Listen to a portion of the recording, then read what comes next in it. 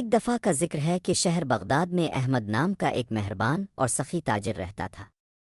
وہ نہ صرف اپنے کامیاب کاروبار بلکہ اپنی غیر متزلزل ایمانداری اور خدمت خلق کے لیے بھی شہر بھر میں جانے جاتے تھے۔ احمد کی دکان خوبصورت کپڑوں، قیمتی مصالوں اور نفیس زیورات سے بھری ہوئی تھی۔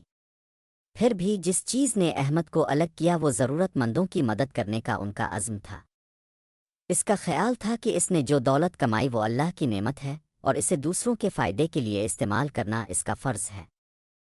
ایک دن یوسف نامی ایک غریب مسافر بغداد پہنچا۔ یوسف نے کام تلاش کرنے اور اپنے خاندان کی کفالت کے لیے کافی کمانے کی امید میں دور دراز ملک سے سفر کیا تھا۔ تاہم شہر بہت بڑا تھا اور یوسف نے کھویا ہوا اور مغلوب محسوس کیا۔ اپنی جیب میں صرف چند سکے رہ گئے۔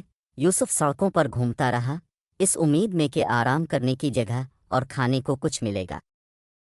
یوسف احمد کی دکان کے پاس سے گزرا تو اس نے سوداگر کو دروازے کے پاس بیٹھا ہوا دیکھا جو سب کا گرمجوشی سے استقبال کر رہا تھا۔ احمد نے یوسف کے گھسے ہوئے کپڑے اور تھکے ہوئے چہرے کو دیکھا۔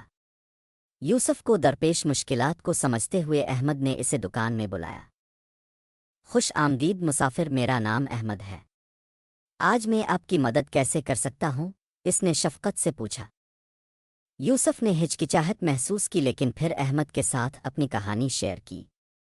اس نے وضاحت کی کہ اس کے پاس کھانا خریدنے کے لیے پیسے نہیں تھے اور اسے مدد کی اشد ضرورت تھی۔ احمد نے غور سے سنا اور بغیر کسی ہچکچاہٹ کے یوسف کو دکان کے اوپر والے گیسٹ روم میں کھانا اور آرام کرنے کی جگہ دی۔ جیسے ہی یوسف نے کھانا کھایا اور آرام کیا، احمد نے گہرائی سے سوچا کہ وہ مزید مدد کیسے کر سکتا ہے۔ اس نے یوسف کو اپنی دکان پر نوکری دینے کا فیصلہ کیا۔ اس نے کہا، میرے پاس یہاں ایک عہدہ دستیاب ہے۔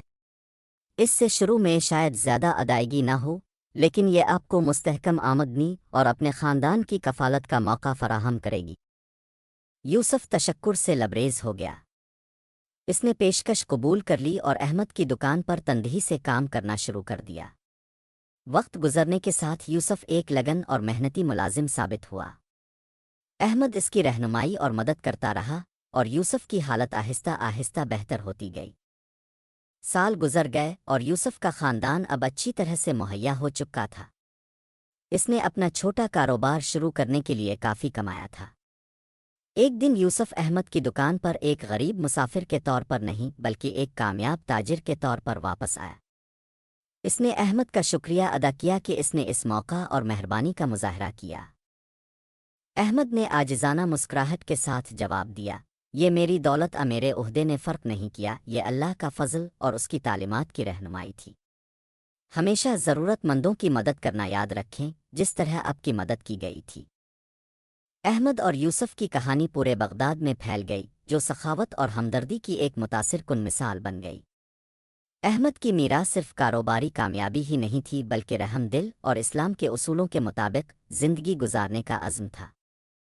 اور اس طرح بغداد کے لوگوں نے احمد کو نہ صرف اس کی خوشحالی کے لیے بلکہ اس کی حکمت اور اس پائیدار سبق کے لیے یاد کیا کہ حقیقی کامیابی کا اندازہ اس بات سے لگایا جاتا ہے کہ ہم دوسروں کے ساتھ کس طرح برتاؤ کرتے ہیں اور اپنی نعمتیں کس طرح بانٹتے ہیں۔